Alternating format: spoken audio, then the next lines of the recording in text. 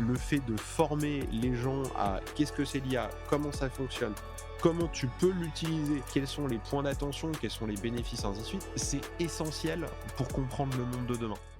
Bonjour à tous et bienvenue dans AI Experience, le podcast qui démystifie l'intelligence artificielle. Je m'appelle Julien Redelsperger et nous allons découvrir comment l'IA est en train de changer le monde. Et pour cela, j'ai le plaisir d'être accompagné par Benoît Sommerlade, qui est expert en gamification et en ingénierie pédagogique. Son rôle, pour faire simple, c'est de transformer les expériences de formation en apprentissage impactant et ludique. Et on va justement essayer de comprendre comment l'intelligence artificielle peut l'y aider. Aujourd'hui, nous allons donc parler de jeux, mais aussi de jeux de rôle, de jeux vidéo et d'expériences gamifiées.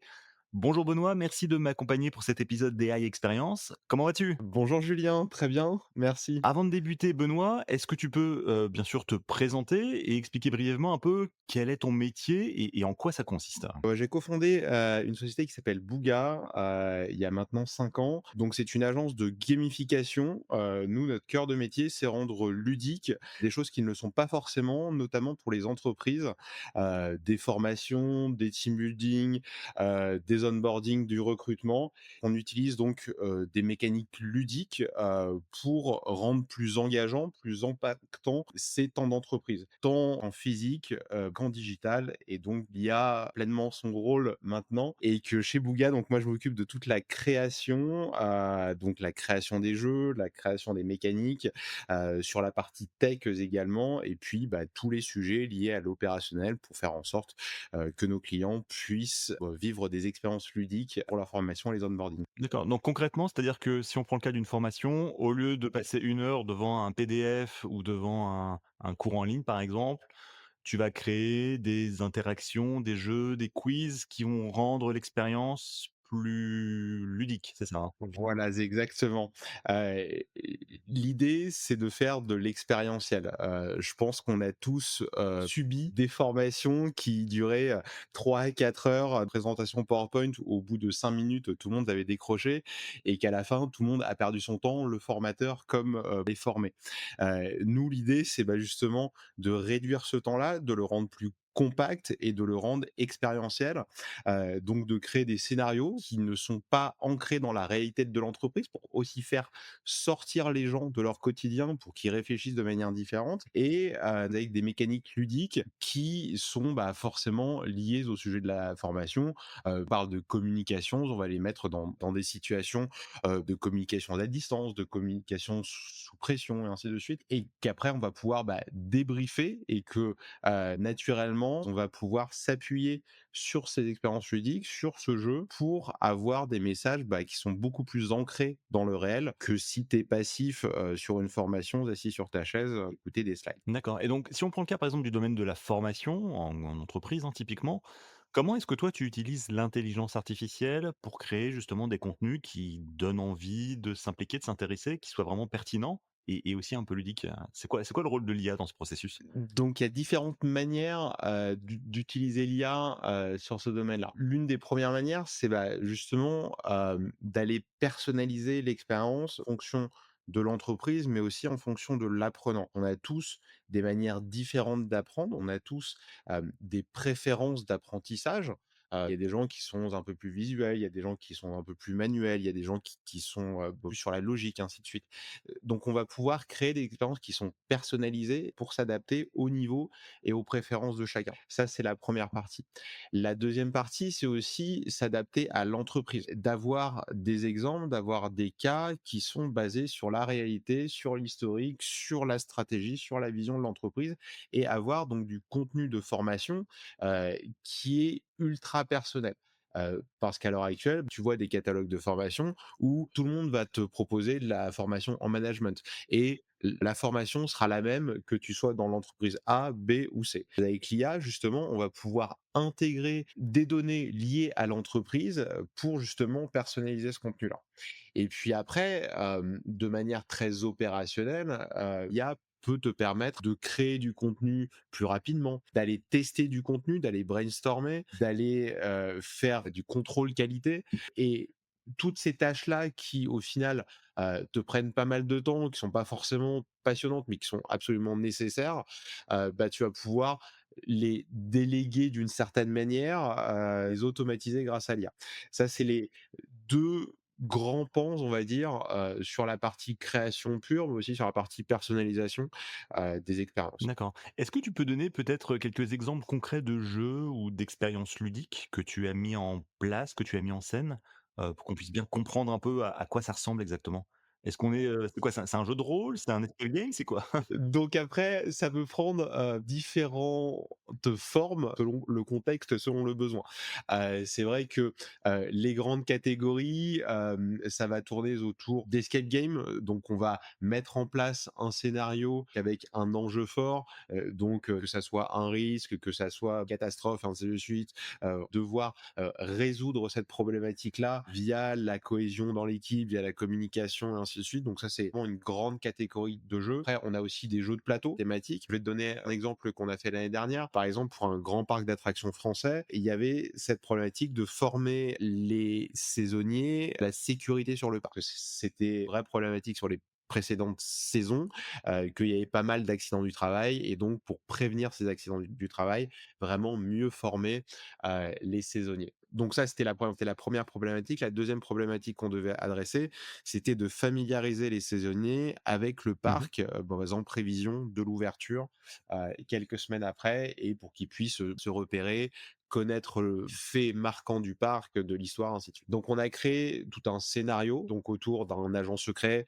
une organisation qui voulait saboter justement, l'ouverture du parc et donc les saisonniers devaient parcourir le parc en équipe, résoudre des énigmes à chaque point d'intérêt, et sur chaque point d'intérêt, on leur diffusait, bah, du contenu de formation qu'ils devaient réutiliser pour résoudre les différentes énigmes, que ça soit, de la manipulation, que ça soit de l'observation et ainsi de suite. C'est vraiment créer des expériences qui sont diverses et qui ont pour fondement, bah, des messages, que l'entreprise veut faire passer, mais de les rendre un peu plus fun, un peu plus engageants et un peu plus ludiques. Voilà. D'accord, et quand tu parles aux apprenants qui suivent ces formations, qu'est-ce qu'ils te disent à l'issue de ces expériences ludiques? Est-ce que, y est OK, c'est fun, c'est sûr, mais est-ce qu'ils ont appris des choses? Est-ce qu'ils retiennent mieux les choses que sur une formation traditionnelle, en salle avec un PowerPoint? Ouais, ouais, ouais, bah, ce qui est marrant, c'est que, généralement, quand on commence à travailler avec une entreprise, la première chose qu'on nous dit, c'est surtout l'objectif, c'est d'apprendre et pas le fun, OK? Et que le premier commentaire qu'on a toujours, c'est que si on avait su, on aurait demandé encore plus de fun. Parce qu'au final, les gens comprennent et les gens voient, que les messages passent mieux, que l'ambiance dans le groupe, est naturellement meilleure, qu'on gagne du temps aussi, qu'on peut faire passer du contenu qui généralement dure 3-4 heures, on peut le faire passer en 1 heure parce que bah, les gens sont tout le temps en action. C'est des micro-modules, donc du coup, l'attention est toujours stimulée. Parce que c'est ça aussi la problématique de la formation, c'est que quand tu es passif, bah, ton temps d'attention, il est de 5-10-15 minutes maximum, et puis après tu décroches, et puis après tu vas remettre ton attention sur autre chose. Alors que là, si tu crées des expériences ludiques, si tu les stimules constamment sur différentes mécaniques, sur différents sujets, sur différentes modalités, et bah, du coup, tu as pas le temps, bah, de décrocher, et donc du coup, ton apprentissage, il est accéléré. Les apprenants le ressentent, et que ce qui est apprécié, c'est le fait de ne pas avoir l'impression d'apprendre et ce côté un peu régressif, parce que c'est vrai que la manière, principale qu'on a d'apprendre quand on est enfant, c'est de jouer. Qu'on a des enfants et qu'on le voit, dans leur développement, ils passent leur temps à jouer. Et que c'est comme ça qu'ils ont, les premières notions d'apprentissage super complexes, de la géométrie, de se repérer dans l'espace, de la motricité, de la manipulation, de l'observation, ainsi de suite. Bah, c'est que par le jeu, et c'est quelque chose qu'on met en opposition après quand on rentre dans la vie active de: «Ah bah, faut surtout travailler et surtout pas jouer». Alors que les 2 peuvent être complètement complémentaires, et que si on s'inspire, bah, justement des principes qu'on utilise quand on est enfant et qu'on ne les lâche pas tout au long de notre vie, et bah, je trouve que, bah, déjà on y prend plus de plaisir, et que c'est l'une des modalités aussi à l'apprentissage, c'est la motivation, c'est le plaisir, et que si t'as pas plaisir à apprendre, bah, du coup, ton apprentissage, servira pas à grand chose. et que si tu recrées justement ce plaisir en faisant appel à des souvenirs et à des petites madeleines de Proust, on va dire, a forcément beaucoup plus d'impact. J'utilise l'IA, à différents moments du processus, sur des phases de préparation. Moi, ça me permet, justement de brainstormer, je m'en sers un peu comme un compagnon, qui va justement me poser des questions, qui va me pousser, dans mes retranchements, qui va, justement appuyer, sur les trous dans la raquette et qui va me permettre, d'avoir des réflexions qui sont un peu plus profondes et que ça, c'est intéressant parce que quand tu brainstorms avec des gens avec qui tu bosses tous les jours et forcément, les gens te connaissent, et qui te connaissent trop bien. Alors que là, quand tu es avec, l'IA, c'est beaucoup plus neutre et que du coup, les questions peuvent être des fois, un peu plus percutantes, un peu plus directes, qu'avec les gens avec qui tu bosses au quotidien. À chaque fois que je vais créer un scénario, à chaque fois que je vais créer un jeu, moi, ma volonté, c'est de m'ancrer au maximum dans le réel. C'est certes de créer des scénarios qui sont imaginaires, mais qui ont des ancrages réels, qui ont des références au réel, hein, et que ça, c'est un travail qui demande énormément de temps de recherche documentaire et que, avec l'IA, c'est ça qui est fantastique, c'est qu'en quelques lignes, si ton prompt est bien ficelé, tu vas pouvoir accéder à des ressources, accéder à des informations qui t'auraient pris 1, 2, 3 heures. Ça me permet aussi, de manière plus concrète, d'aller tester des jeux parce qu'encore une fois, moi je le fais tester à nos équipes, des partenaires et à des gens qu'on connaît bien, mais au bout d'un moment, tu connais aussi un peu leur manière de réfléchir, leur manière de faire, ainsi de suite, et que je trouve que c'est bien des fois d'avoir, ce côté complètement externe et complètement neutre d'une IA qui va te faire un test. C'est un point de vue supplémentaire. D'accord. Et en termes d'outils, Benoît, est-ce que tu utilises, quoi, Midjourney, ChatGPT? Tu peux nous donner quelques exemples ou quelques idées d'usage peut-être concrets? J'utilise, ChatGPT, Claude, je me suis mis sur Mistral, récemment, parce que je trouve que leurs modèles est plutôt bien ficelé et que, j'apprécie le fait que qu'ils soient français, parce que c'est le c'est un peu les seuls, et donc c'est un vrai enjeu pour nous, cet enjeu de souveraineté, des outils qu'on utilise et que c'est vrai que là-dessus Mistral, coche toutes les cases. Après sur Midjourney, je l'ai utilisé, à certains moments.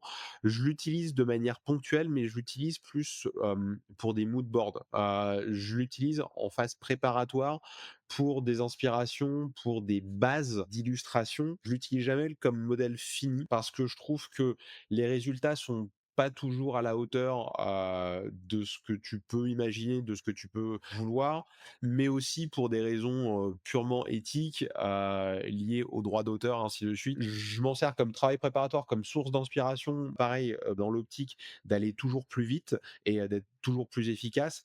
Après, je délègue pas l'intégralité du processus créatif et je pense qu'on en discutera un peu plus tard parce que je pense que ce processus créatif-là reste du fait de l'humain, et que l'IA est un outil plus qu'une fin en soi dans nos métiers. Alors ça fait plusieurs années que tu fais évidemment ce travail. Est-ce que tu as vu une différence en termes de temps et d'organisation avant l'IA et après l'IA? Est-ce que tu es capable de mesurer combien de temps ça te fait gagner, par exemple, sur la mise en place d'un jeu, d'une formation Ça me fait gagner un tiers du temps. oh, c'est énorme. Donc, ce qui est assez colossal, et ce qui est plutôt plaisant même, parce qu'en fait, c'est du temps, comme je te l'ai expliqué tout à l'heure, c'est du temps qui est absolument nécessaire, mais qui est, rébarbatif. C'est du test, c'est Mmh. du check, c'est de ouais, mais bon, c'est de la recherche documentaire. Bref, c'est pas des tâches qui ont une grosse valeur ajoutée et que pour moi l'IA, c'est ça justement l'intérêt principal, c'est de pouvoir déléguer toutes ces tâches à faible valeur ajoutée, et pour que toi après tu puisses, te concentrer et te dégager du temps pour aller plus t'inspirer, pour aller, d'autant plus créatif, d'aller pousser tes concepts d'autant plus loin, ainsi de suite. Moi, c'est du temps que je réinvestis. C'est pas forcément du temps, que je me dégage, pour aller, faire autre chose et aller au cinéma. C'est, ouais, mais du temps que je dégage pour, justement améliorer encore plus nos produits, nos pratiques et d'aller me poser de nouvelles questions que, des fois t'as pas le temps parce que tu es pris, par les deadlines et par le quotidien, quoi. Il faut combien de temps en moyenne pour créer un jeu, par exemple une formation gamifiée? Alors je sais que ça varie selon le nombre de participants, le client, mais En gros, tu es capable de nous donner un peu quelques estimations? On parle d'un travail de 3 heures, 3 semaines, c'est quoi l'idée? Généralement, on dit à nos clients pour avoir, bah, un produit fini, donc partir de zéro, vraiment de pas avoir de contenu de formation, de pas avoir, d'idées de base, ainsi de suite. Il nous faut 3 mois. Voilà. 3 mois pour créer le contenu de formation avec nos clients, pour justement, créer des scénarios, des mécaniques ludiques, des solutions techniques, que ça soit en présentiel, en virtuel, en hybride. 3 mois, ça nous donne le temps confortable pour faire bien les choses. Après, la réalité de la chose, c'est que généralement, les clients nous appellent, 3 semaines avant l'événement et nous disent: «Bah, voilà, j'ai un besoin et est-ce que vous pouvez le faire?» Et puis, bah, vu qu'on les aime bien et puis vu qu'on est toujours prêt à aider et puis on fait un métier qui nous passionne, on dit généralement oui et puis, bah, là, ça fait des grosses journées, on va dire. Mais oui, oui, c'est des processus après qui sont un peu longs, mais parce que c'est aussi des processus qui sont importants pour les entreprises. Une formation, ça peut complètement bouleverser une entreprise dans le sens positif et dans le sens négatif. Si tu as une formation qui est mal faite, qui tape complètement à côté, des besoins des équipes, et bah, ça peut être catastrophique. Donc on aime bien aussi, vraiment co-construire et impliquer nos clients à toutes les étapes, de ce processus-là et aussi avoir le temps de s'imprégner de la culture entreprise, des documents, ainsi de suite et que là-dessus, l'IA nous aide aussi pour ce traitement des données, pour justement aller plus rapidement sur, l'essence même, de ce que veulent nos clients. D'accord. Alors j'ai une question sans doute un peu philosophique, mais, est-ce que tu dirais que l'IA, ça t'aide à développer ta créativité? Ou au contraire, est-ce que tu pourrais dire que c'est un frein, finalement, parce qu'elle t'enferme quelque part dans un carcan? Comment est-ce que tu positionnes l'IA générative et les outils d'IA dans le processus créatif? C'est une super question, parce qu'effectivement, ça peut avoir, cet effet pervers. Et c'est un effet que j'appelle l'effet dictionnaire, parce que quand j'étais plus jeune, et que j'étais en cours d'anglais, je savais qu'à partir du moment où je ne connaissais pas un mot et que j'allais le chercher dans le dictionnaire et bah, dans les 5-10 minutes suivantes et bah, j'allais tout le temps me référer au dictionnaire parce que j'oubliais l'intégralité des mots de mon vocabulaire d'anglais, de mes jeunes années. Et que c'est vrai que si tu t'appuies trop sur l'IA, effectivement, tu as ce risque de t'enfermer là-dedans et d'en devenir complètement dépendant, bah, de vouloir lui déléguer, la création de scénarios, de vouloir lui déléguer la création, des mécaniques, ainsi de suite, ainsi de suite. Je pense qu'après, si tu es conscient de ça et que du coup tu prends le recul nécessaire et que tu l'utilises comme un outil et pas comme une fin en soi, clairement, pour moi, ça m'a boosté ma créativité, ça m'a ouvert de nouveaux horizons et ça m'a rendu d'autant plus curieux, même sur un aspect technique. Moi qui ai pas du tout un background technique, à la base, hein, je viens du monde de la restauration, donc absolument rien à voir avec l'IA.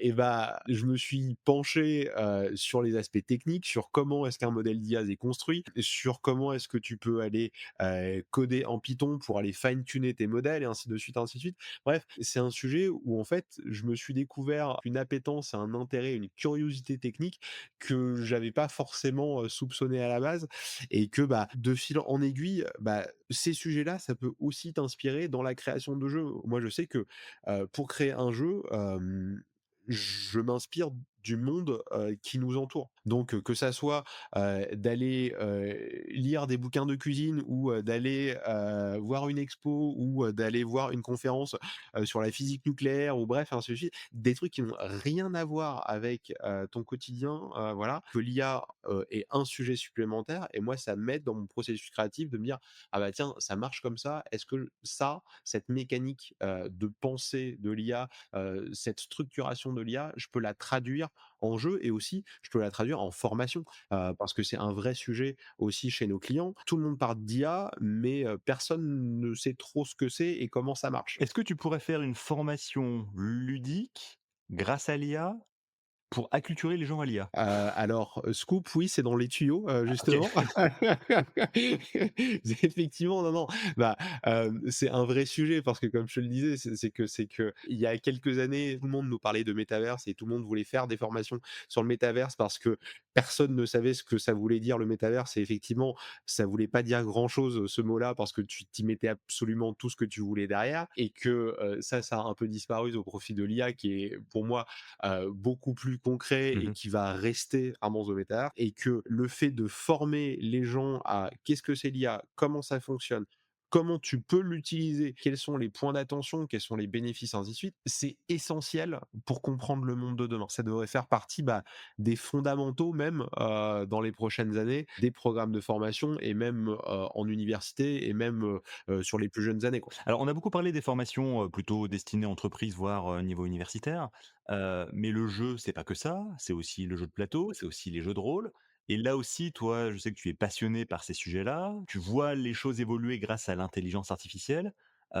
J'aimerais qu'on parle un peu des jeux de rôle. Alors, tout le monde n'est pas familier avec le sujet. Juste en très rapidement, en 30 secondes, rappelle-nous ce que c'est, quelles sont les mécaniques et comment ça fonctionne? Un jeu de rôle, c'est une expérience, plusieurs personnes qui vont se réunir autour d'un maître du jeu qui va poser un scénario et chaque personne autour de la table va incarner un personnage fictif qui va vivre cette aventure collective qui va être narrée par le maître du jeu. Donc du coup, c'est une expérience qui est collective et narrative, autour d'un scénario, d'une thématique, généralement soit futuriste, soit fantastique, soit médiéval. C'est les 3 grandes thématiques du jeu de rôle. Parmi les plus connus, on peut citer, Donjons et Dragons, par exemple, qui est vraiment le la franchise, culte, des jeux de rôle, qu'on aperçoit à plusieurs reprises dans la série Stranger Things notamment, si vous avez vu, ça vous donne un peu l'idée et l'atmosphère et donc justement dans ce jeu de rôle, quelle est la place de l'IA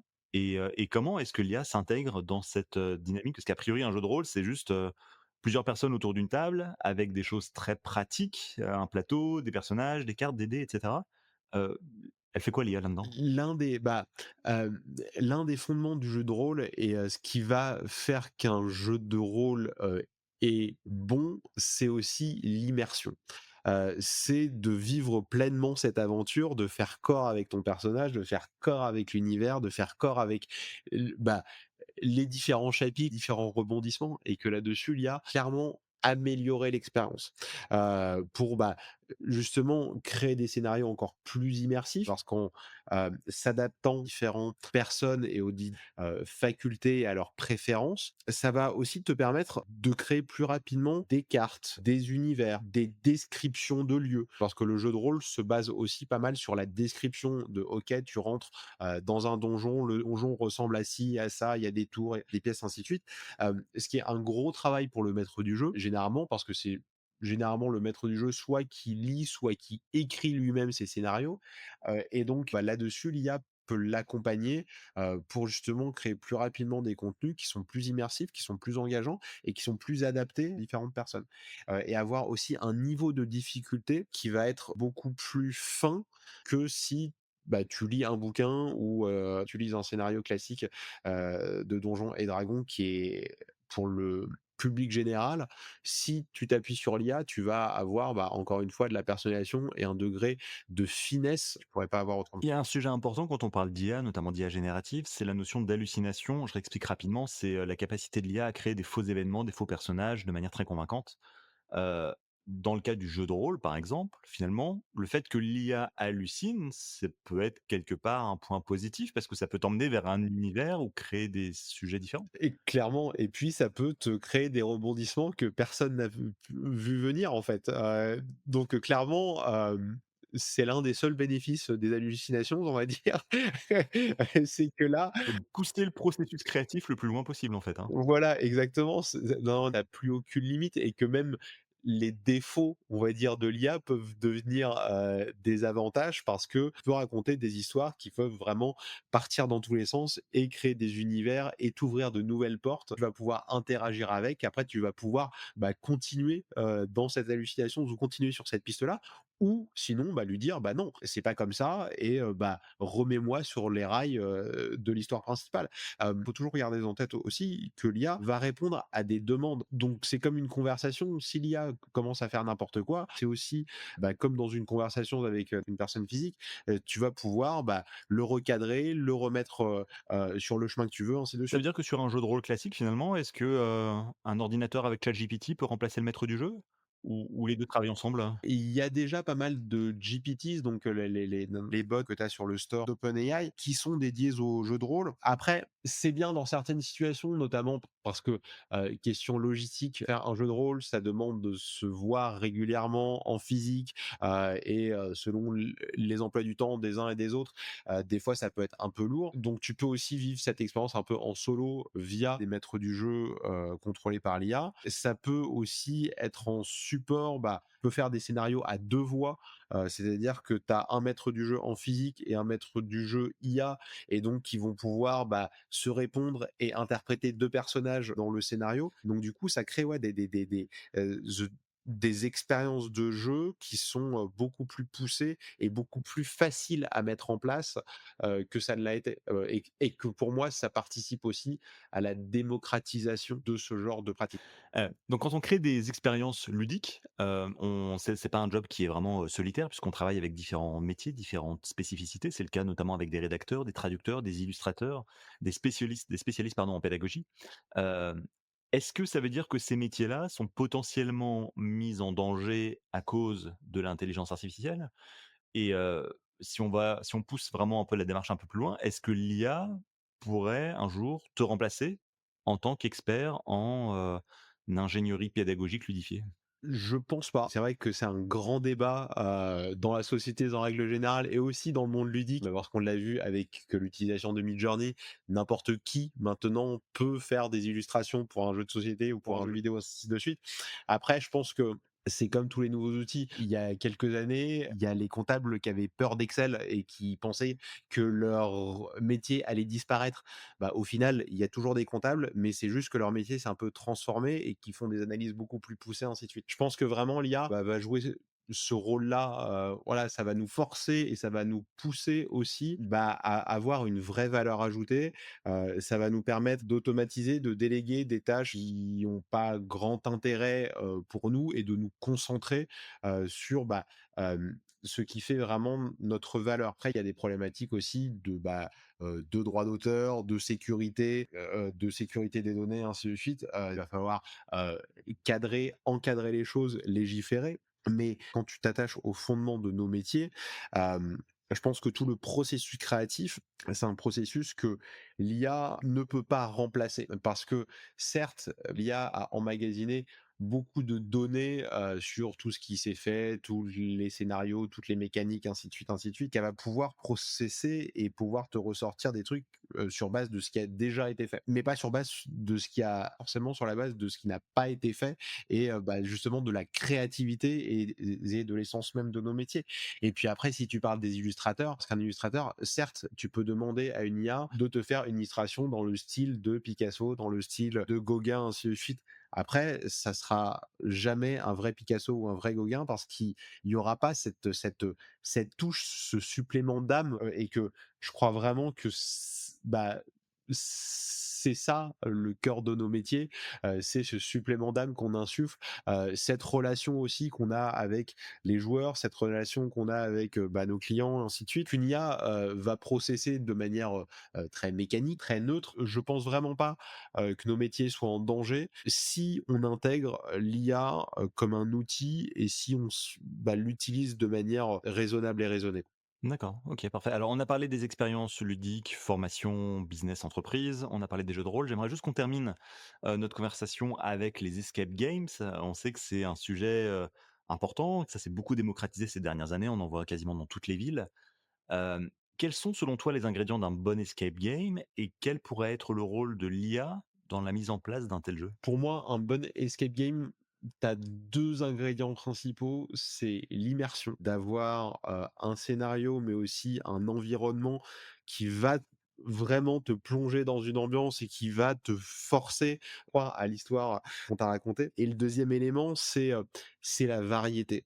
Parce que c'est vrai que, si tu as déjà fait quelques escape games, tu as des escape games où en fait, tu as que des cadenas ou que des codes et au final, tu vas prendre du plaisir sur les 2 premiers et puis après ça va être un peu un calvaire de finir parce que, bah, c'est répétitif, c'est poussif, ainsi et qu'au plus tu vas avoir des mécaniques qui sont innovantes, des mécaniques qui sont, différentes à chaque étape, bah, au plus tu vas faire: «Ah ouais, ça c'est malin», voilà, et que j'aime bien, parce que j'en fais pas mal et puis c'est aussi, une partie de mon métier de créer des escape games. J'aime bien l'effet waouh et l'effet: «Ah ça, j'ai jamais vu» ou «Ça, j'y avais pas pensé» et que c'est un bon détournement, d'un objet, c'est un bon détournement d'une pratique, c'est un bon voilà, et que là-dessus l'IA peut vraiment apporter à ces 2 aspects-là. Bah, sur l'immersion, on en a parlé, mais vraiment d'aller pousser l'immersion beaucoup plus loin, d'aller s'adapter aux joueurs, d'aller en faire une expérience beaucoup plus personnelle. Parce qu'aussi, quand tu vas dans un escape game, en fait, c'est toujours le même scénario, quel que soit le joueur,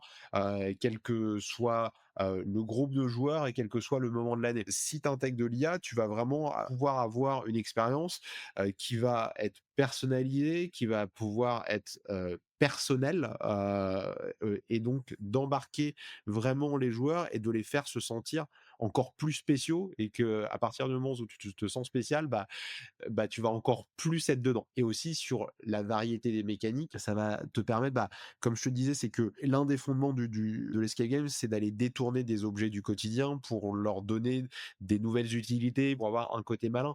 Et que là-dessus, l'IA, vu les quantités de données que tu as sur les modèles d'entraînement, toutes les utilisations détournées de n'importe quel objet peuvent être répertoriées et que des fois, ça peut, bah, je sais que moi, ça m'est arrivé, de lui poser la question sur un objet du quotidien de bah, comment est-ce que tu peux l'utiliser de manière différente et que de manière volontaire ou de manière involontaire via des hallucinations, ça te donne des fois des idées en disant ah ouais mais en fait c'est pas bête, bah, je vais pouvoir faire ça ou faire ça pour justement servir mon propos et mon scénario. Et donc toi, quand tu crées des escape games, on est d'accord que tu es sur la partie créatif, mise en place, et cetera? Tu vas pas construire le décor, tu vas pas f tu travailles avec des professionnels pour ça?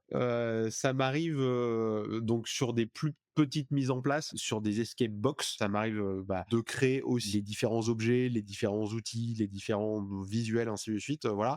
Mais après, oui, sur des dispositifs beaucoup plus gros où là, tu as de la construction, bien évidemment, on a des partenaires, qui s'en occupent. D'accord. Pour conclure, peut-être ton escape game préféré ou ton environnement, ton décor préféré, pour un escape game, ça serait quoi? Alors j'aime bien les escape games historiques. J'aime bien ne pas savoir différencier le vrai du faux et d'avoir un truc relativement plausible pour que tu aies un doute et donc ouais, j'aime bien, bah, les escape games historiques qui se passent, Moyen Âge, Renaissance, que ça se base, sur la culture, sur, les objets, ainsi de suite. Et là, justement, ChatGPT peut faire comme si tu dialoguais avec, Richelieu, Louis XIV. J'ai créé justement des agents conversationnels, qui vont, bah, prendre la place de personnages, historiques ou de personnages fictifs, mais dans un environnement, marque historique et qui vont, bah, soit te donner des indices, soit t'accompagner tout au long de ton histoire, ainsi de suite et que ça c'est maintenant beaucoup plus facile de le faire, notamment via les GPTs. Après, si tu veux pousser beaucoup plus le truc, il faut, bah, coder un peu, faut aller fine tuner un peu tes modèles, mais c'est beaucoup plus abordable maintenant que ça ne l'a été, il y a quelques années et que maintenant le grand public, avec un peu de temps, peut le faire, chez lui, quoi. Est-ce que ça veut dire qu'en gros, n'importe qui peut faire ton job? Ah, alors, oui et non. Non, non, mais de manière sérieuse, oui, fondamentalement, si tu es passionné, par un sujet, je crois fondamentalement que n'importe qui peut faire, heu, n'importe quel type de travail à partir du moment où tu mets du temps, de la ressource, et bah, surtout de la passion. Après, c'est aussi de l'expérience, c'est-à-dire que, quand j'ai commencé et que quand je revois maintenant les jeux que j'ai créés au tout début, bah, t'en as toujours un peu honte parce que tu te dis: «Ah ouais, en fait, c'est bon, tu passé des heures et des jours et des nuits sur un truc, qui est un peu pété». Alors que, bah, avec l'expérience maintenant, bah, tu vas beaucoup plus vite, tu vas beaucoup plus loin, tu as un rendu final qui est beaucoup plus quali, ainsi de suite et dans mais et qu'à partir de là, oui, clairement, l'IA va pouvoir accélérer le processus de formation. Après, rien remplace l'expérience et surtout rien remplace les grosses galères que tu as, quand tu crées des jeux ou quand tu crées des formations et quand tu te prends des murs et des murs et des murs et que tu passes des nuits et des nuits complètes. Ouais, ça, l'IA pourra jamais le faire, tu vois? Parce que c'est un rapport humain, parce que c'est aussi un rapport à l'échec qui n'a pas lieu dans le monde de l'IA. Ouais, pour le coup, c'est ultra formateur de se dire, «J'ai essayé un truc, je pensais que c'était génial, ça s'est planté. J'essaie de comprendre pourquoi et de faire en sorte que ça se reproduise pas». Est-ce que tu as peut-être, pour vraiment en toute fin, un fail à nous partager? Un truc, épique où tu t'es dit: ça va cartonner» et en fait ça s'est planté? J'en ai eu pas mal, non, non, mais bah, je vais t'en partager 2. On a eu il y a 2-3 ans de ça, un événement pour 200 personnes justement, sur un escape game, historique, dans un super lieu parisien, vraiment, ultra premium. Voilà, donc grosse pression parce que de par le lieu, de par le nombre de personnes, c'était la première fois qu'on faisait autant de personnes, et pour nous aider justement sur l'animation, on avait, développé une application, qui devait, bah, faire le maître du jeu, le maître du temps et ainsi de suite, ainsi de suite. On avait délégué ça parce que mes délais étaient courts et que du coup, bah, le matin, de l'événement, ça faisait 15 jours que notre développeur ne nous répondait plus et qui nous a envoyé la version test de l'application le matin de l'événement. Autant te dire que c'était pas possible, voilà. Et donc comment est-ce que tu vas expliquer à un client qui a dépensé, quelques dizaines de milliers d'euros, pour avoir une application qu'au final tu vas avoir, bah, du papier, et un crayon, heu et donc ça a été formateur aussi, et puis, bah, gros coup de bol, en fait, la directrice générale de cette boîte-là voulait absolument avoir, bah, du papier et du crayon et pas des applications, donc on était plutôt bien tombés. Et puis après, 2e fail, c'était ouais, mais bon, bah, c'était un jeu sur lequel j'avais passé beaucoup de temps, et aussi de crafting et aussi de conception visuelle. Et puis, bah, on arrive, le jour de l'événement et puis, bah, ça devait être en intérieur, ça s'est finalement fait en extérieur et au milieu du jeu, il y a eu, un gros orage, voilà. Et donc tout le matos a pris l'eau et en fait, bah, sur ces 2 exemples-là, en fait, ce que j'ai appris, bah, l'enseignement principal, c'est avoir des plans B toujours, voilà. Et bah, de se dire: «OK, là ça a pris l'eau, là t'as pas le matos que tu veux. OK, qu'est-ce que tu fais? Comment est-ce que tu réagis? Et comment est-ce que tu vas quand même, créer une expérience qui est immersive? Comment créer une expérience qui est différenciante et engageante?» Et que ça encore, l'IA va pas pouvoir le faire parce que c'est de la réactivité, parce que c'est de la connaissance client, c'est de la connaissance de ton métier et que dans les 2 cas, ça s'est bien terminé et que les clients étaient super contents et c'est resté des clients et qu'on ouais, non, non, mais c'est que maintenant on en rigole, voilà. Même sur le coup, tout le monde a un peu transpiré. L'IA pour nous, c'est un outil, mais ça remplacera pas, bah, l'humain de nos métiers et l'essence même de la formation et de la création du jeu, quoi. Parfait. Eh beh, écoute, ça sera le mot de la fin. Alors, Benoît, à la fin de chaque épisode, l'invité du jour doit répondre à une question posée par l'invité précédent. En attendant d'écouter la tienne, je te laisse écouter celle de Paul-Alexandre Réau, qui est CTO et expert IA chez Virtim, une entreprise niçoise spécialisée dans l'IA et dans la réalité virtuelle. On écoute sa question. Moi, je vois très, très bien les impacts que peut avoir l'IA sur la partie business. Maintenant, j'aimerais savoir comment est-ce que vous pensez que l'IA va influencer notre compréhension de la créativité et de l'originalité? Et bah, à quel point une machine pourra un jour être véritablement, créative et produire, pourquoi pas, de l'art? En tout cas, ce qu'on perçoit comme de l'art aujourd'hui. Alors, c'est finalement très proche et le hasard fait bien les choses. On Effectivement. on en a parlé et c'est effectivement très proche de ton domaine. Est-ce que tu as un avis sur le sujet? Je pense que l'IA peut avoir une forme de créativité, et qu'il faut qu'elle soit reconnue en tant que telle et que ça soit, un domaine à part entière. La créativité, c'est pas uniquement juste, des données ingérées et des données produites. C'est beaucoup plus fin que ça et que pour moi, d'un côté, ça va aussi permettre de faire le tri, sur le marché, de la création entre des pseudo-créateurs, parce que tout le monde, peut se prétendre créatif et tout le monde peut se prétendre, graphiste, dessinateur, musicien, ainsi de suite, parce qu'on a maintenant des outils qui nous permettent de faire des choses très rapidement, et que pour moi, l'IA va justement permettre de donner accès à un maximum, de personnes, à des outils de ce type-là et de faciliter la création. Après pour les véritables créateurs, le sujet est autre et pour moi leur valeur ajoutée est plus humaine, que technique. Donc si je t'entends bien, l'IA plutôt en mode assistant, copilote, compagnon créatif, plutôt qu'une fin en soi. C'est pas parce qu'on utilise un outil créatif d'IA qu'on est forcément quelqu'un de créatif derrière. Exactement. D'accord, parfait, très bien. Bah, écoute, c'est clair. Alors à toi à présent, Benoît, quelle question est-ce que tu aimerais poser au prochain invité? Dans le contexte, qu'on connaît actuellement, de tensions internationales, comment est-ce qu'on peut, se prémunir, des dérives de l'IA qui peuvent parfois faire peur à la population générale? D'accord, parfait, très bien. Eh ben, écoute, c'est noté, je poserai la question. Merci beaucoup de ta participation. Benoît Sommerlath, je rappelle que tu es expert en gamification et en ingénierie pédagogique. Merci d'avoir participé à ce podcast. Merci Julien. Si vous avez aimé cet épisode, n'oubliez pas de vous abonner à l'émission sur votre plateforme de podcast préférée. Votre soutien compte et vos commentaires peuvent aider à partager cette expérience avec d'autres. Vous pouvez aussi visiter le site web ai-experience.io pour aller plus loin. À très vite pour un nouvel épisode.